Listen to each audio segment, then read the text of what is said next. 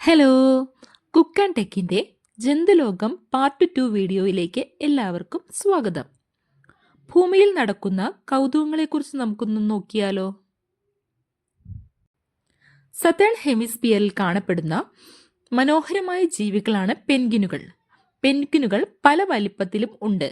എന്നാൽ ഇന്ന് ലോകത്തിൽ കാണപ്പെടുന്നതിൽ വച്ച് ഏറ്റവും വലിയ പെൻഗ്വിനാണ് എംപറർ പെൻഗ്വിൻസ്.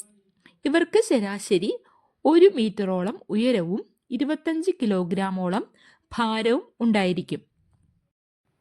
കോഴിയാണോ മുട്ടയാണോ ആദ്യമുണ്ടായത്? ഇത് പണ്ട് മുതലേ വലിയ ആശയക്കുഴപ്പത്തിലുള്ള ചോദ്യമാണ്. എന്നാൽ ഇന്ന് ഇതിൻ്റെ ഉത്തരം വളരെ നിസ്സാരമാണ്. വർഷങ്ങൾക്ക് മുമ്പ് കോഴിക്ക് സമാനമായ ഒരു തരം ജീവി ജീവിച്ചിരുന്നു.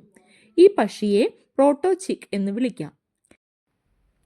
ഈ പക്ഷിയുടെ മുട്ടയിലുണ്ടായ ജനിതക മാറ്റം മൂലം അനന്തരഫലമായി മുട്ടയിട്ട ജീവിയിൽ നിന്നും വ്യത്യസ്തമായി ഒരു പുതിയ ജീവിയാണ് ഉണ്ടായത്. അതാണ് കോഴി. ചുരുക്കി പറഞ്ഞാൽ മുട്ടയാണ് ആദ്യമുണ്ടായത്. കാരണം കോഴി ഉണ്ടാകാൻ കാരണമായ മുട്ടയിട്ടത് കോഴിയിൽ നിന്നും വ്യത്യസ്തമായ ഒരു പക്ഷിയാണ്.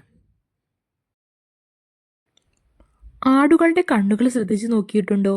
എങ്കിലറിയാം അവയുടെ കൃഷ്ണമണി നമ്മളുടേതുപോലെ വൃത്താകൃതിയിലുള്ളതല്ല, മറിച്ച് ദീർഘചതുരാകൃതിയിലുള്ളവയാണ് അവ. ഈ സവിശേഷത കാരണം ആടിന് 270 ഡിഗ്രി വരെ കാണാൻ സാധിക്കും. നമ്മുടെ 2 കണ്ണും ഉപയോഗിച്ച് 180 ഡിഗ്രി വരെ കാണാൻ സാധിക്കുന്നത്. എന്നാൽ ഇത് ആടുകൾക്ക് മാത്രമല്ല, ആടുകളെ പോലെ പുല്ല് മേയുന്ന മിക്ക ജീവികൾക്കും ശത്രുക്കളിൽ നിന്നും രക്ഷ നേടാൻ ഇത് സഹായിക്കുന്നു. ഇതുപോലെ പൂച്ചകൾക്കാണെങ്കിൽ നീളൻ കൃഷ്ണമണിയാണ് ഉള്ളത്. പൂച്ചകൾക്ക് മാത്രമല്ല, ഇരപിടിയന്മാരായ മറ്റു ജീവികൾക്കും ഇതേ രീതിയിലുള്ള കൃഷ്ണമണികളാണ് ഉള്ളത്. പൂച്ച വളരെ നല്ലൊരു ഇരപിടിയൻ ജീവി കൂടിയാണ്. സവാന ഏരിയയിൽ കാണപ്പെടുന്ന ജീവികളാണ് മനോഹരമായ സീബ്രകൾ. അവയുടെ നിറം എന്താണെന്ന് അറിയാവോ? കറുപ്പിൽ വെളുത്ത വരകളാണോ അതോ വെളുപ്പിൽ കറുത്ത വരകളാണോ? എന്നാൽ യഥാർത്ഥത്തിൽ കറുത്ത ശരീരത്തിൽ വെളുത്ത വരകളാണ് ഇവർക്കുള്ളത്. നിങ്ങൾക്ക് ഏത് ഫാക്റ്റാണ് കൂടുതൽ ഇഷ്ടമായത്?